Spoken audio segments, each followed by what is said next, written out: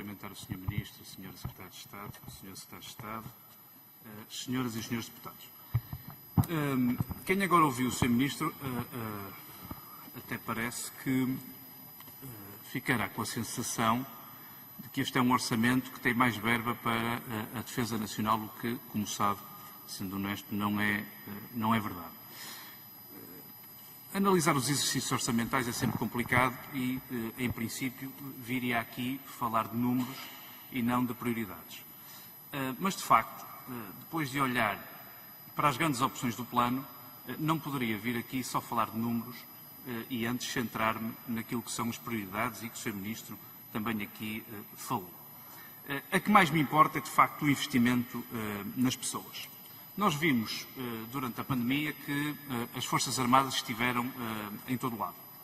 Estiveram a executar as suas missões tradicionais nos 3 ramos, mas estiveram também nas escolas, nos lares, nas prisões, a dar formação no transporte sanitário, no transporte médico, no transporte de equipamentos, ajudando o Serviço Nacional de Saúde, montando também hospitais de campanha e agora até numa última fase para planeamento, onde devia estar desde a primeira hora. E os portugueses sentiram-se seguros e reconheceram esse esforço extra das Forças Armadas. Aliás, as Forças Armadas são aquelas que devem estar preparadas para tudo, nomeadamente para emergências deste género. Há um sítio onde eu não vi as Forças Armadas, que foi exatamente neste orçamento que o Sr. Ministro apresenta. Eu realmente pensava, o PST pensava, que o Ministério da Defesa Nacional ia aproveitar este contexto pandémico como uma oportunidade para mostrarmos as competências das Forças Armadas, as nossas mais-valias, mas ao mesmo tempo para conseguirmos fazer algumas reformas estruturais. Há umas declarações que o Sr. Ministro faz, ainda há uns dias, com as quais concordo plenamente, em que nos diz, e cito, que as Forças Armadas são um elemento diferenciador e que isto é cada vez mais consensual, que não é possível exigir indefinidamente o atual nível de esforço àqueles que compõem o Exército, e diz ainda que os portugueses devem entender que é nossa responsabilidade reforçar esta estrutura para que ela possa estar à altura dos desafios que se avizinham no futuro. Ora, nós entendemos que, para estarmos à altura dos desafios do futuro, é uma desilusão para nós não constar deste Orçamento de Estado a criação do quadro de praças para o Exército e para a Força Aérea. Para estarmos preparados para o futuro, é também uma desilusão para nós que, além de não resolver o problema dos efetivos, ou pelo menos dar um passo nesse sentido, que não haja mais verba alocada. E, na verdade, olhando para as grandes opções do plano, aquilo que vemos em termos de valorização das pessoas, de profissionalização,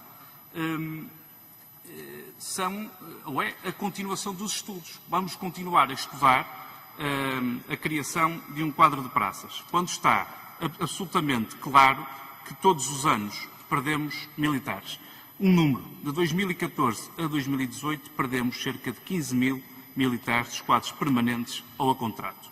E eu sou um defensor da igualdade de género, o PSC também é um defensor da igualdade de género, mas essa não pode ser a nossa prioridade, porque pode-se dar até o caso de daqui a uns tempos não haver género nenhum para defender, dada a quantidade de militares que saem das Forças Armadas. Bem sei, Sr. Ministro, aliás, este relatório do Orçamento de Estado até parece que foi elaborado antes da diretiva da linguagem de género ter saído, porque a aposta principal na valorização das pessoas é exatamente essa. E nada contra isso, como disse, mas é um aproveitamento político que até nem queremos aqui fazer, porque não consideramos que isso seja importante. Dizia eu, o Sr. Ministro pode pensar, como nós pensamos também, que esta não é uma situação que resolve tudo, a criação do quadro de praças, e relembro-lhe uma frase que disse, com a qual também concordo, que não é a bala de prata, é apenas um primeiro passo para resolver a situação.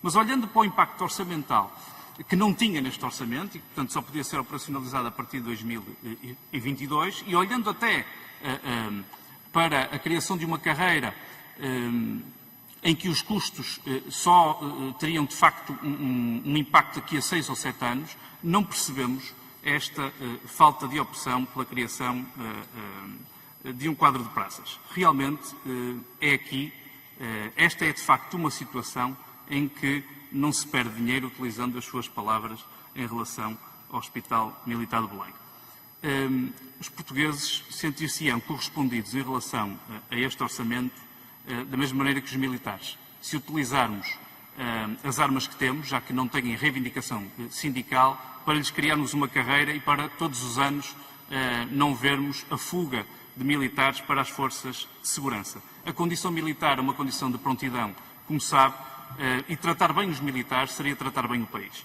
Na minha opinião, não podemos continuar a pedir mais às Forças Armadas, dando cada vez menos. Nesse sentido, e face a esta ausência clara de uma estratégia para a retenção e recrutamento nas Forças Armadas, o PSD forçará a criação de um quadro de praças apresentando o diploma. Aquilo que eu pergunto ao Sr. Ministro é se estará disponível para nos acompanhar nesse combate e se estará disponível para acolher essa nossa proposta. Muito obrigado, Sr. Presidente. Muito obrigado, Sr. Deputado. A palavra ao Sr. Ministro da Defesa Nacional para responder. Sr. Ministro, a palavra é sua, faz favor. Muito obrigado, Sr. Presidente. E se me permite, Sr. Presidente, gostaria, daqui a uns minutos, de dar a palavra, pedir que a Sra. Secretária de Estado de Recursos Humanos e Antigos Combatentes possa também dar o seu contributo atendendo às suas responsabilidades. Sr. Deputado Carlos Reis, muito obrigado pelos seus comentários e por ter concentrado num fator, numa questão que é de facto de grande importância, a questão da criação do quadro de praças, ou de um quadro de praças para o Exército e para a Força Aérea. Gostaria de dizer, no entanto, que discordo de um dos elementos que apresentou na sua intervenção, em que diz que podemos avançar com isto porque só tem um impacto orçamental daqui a 6 ou 7 anos. Não podemos funcionar desse modo. Na realidade, a criação de um quadro de praças tem um impacto orçamental de longo prazo, de médio prazo e de longo prazo. E mais do que isso, tem um impacto estrutural na organização das nossas Forças Armadas. É algo que requer uma fundamentação muito cuidada, muito ponderada. Fico muito satisfeito que o PSD esteja muito interessado na matéria e, naturalmente, contamos com o PSD, como contamos com os outros partidos, para intervirem num debate que julgamos muito importante que seja um debate muito participado, na medida em que estamos a falar de uma eventual reforma com um impacto estruturante sobre as Forças Armadas. Mas isso não se coaduna com uma decisão tomada às pressas apenas porque só daqui a alguns anos é que há um reflexo orçamental. Ao longo deste ano, e nos próximos meses, aliás, e este é um processo que já está em curso, vamos não só olhar para a possibilidade da apresentação de uma proposta que seja harmonizada entre o Exército e a Força Aérea, e neste momento as propostas do Exército e da Força Aérea não estão harmonizadas, mas que também leve em conta todos os elementos que, no âmbito dos nossos trabalhos internos, têm surgido e que oferecem dúvidas ou interrogações quanto às consequências da criação de um quadro de praças. Para avançar com o quadro de praças, que eu julgo ser o caminho, nós temos de saber responder a essas interrogações. Nós temos de saber estruturar o quadro de praças de modo a que ele seja a médio e longo prazo um ativo muito importante para as Forças Armadas e não uma fonte de problemas. É nesse trabalho que nós estamos empenhados. E, se o Sr. Presidente me permite, gostaria de pedir à Sra. Secretária de Estado que complementasse. Muito obrigado. Faço a Sra. Secretária de Estado. Muito obrigada, Sr. Presidente. Muito obrigada, Sr. Ministro. Sr. Deputado Carlos Reis, muito bom dia. É um gosto responder a essa sua questão, porque é uma questão que tem estado em cima da minha mesa, enfim, da nossa mesa, enfim, foi objeto mesmo de um despacho, enfim, coincidência das coincidências na passada sexta-feira. Porque, de facto, há um interesse, um dos despachos, já houve despachos anteriores, e, de facto, a questão da constituição do quadro de praças é uma questão de fundo, como todos compreendemos, é uma questão de fundo. E um aspecto que o Sr. Deputado aqui não referiu e que é importante que seja também tratado simultaneamente é que esta alteração de fundo tem de ser pensada também quando como se coaduna designadamente com a revisão do regime de contrato especial. Como sabe, hoje o contrato pode ser até 6 meses e há também a possibilidade de ele ser estendido em certas áreas, em certas especialidades designadamente, e, portanto, tem que ser coordenado. Bom, o que significa que é preciso fazer este estudo coordenadamente.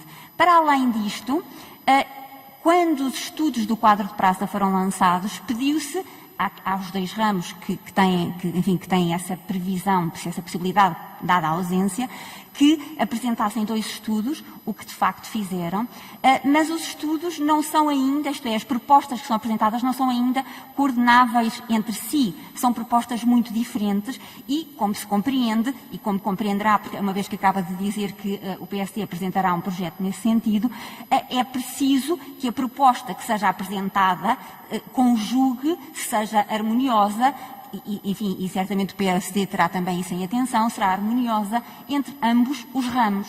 E também não pode prescindir, e era o que também aqui faltava, isto é, não só uma harmonia entre as 2 propostas que nos foram apresentadas, não pode também prescindir de olhar para a experiência da Marinha. E, portanto, nesse mesmo sentido, foi pedido agora aos ramos que pudessem harmonizar as propostas e apresentar, atendendo também à experiência da Marinha, portanto, englobando também a Marinha neste estudo, apresentar uma proposta que fosse, digamos assim, compatível, quer entre ambos os ramos, mas também com as outras questões que podem estar aqui em cima da mesa, como seja o regime de contrato especial. Portanto, essa proposta não está afastada, essa proposta não está esquecida, essa proposta está em estudo porque é, de facto, alguma coisa de estruturante. E sendo uma coisa estruturante, como não poderia deixar de ser, tem de envolver todos os ramos, inclusivamente aquele que tem já hoje um quadro de praças. Bom, mas esta não é a única resposta, como disse, para a atração e a retenção nas Forças Armadas. O regime de contrato especial é também um regime que estará em cima da mesa.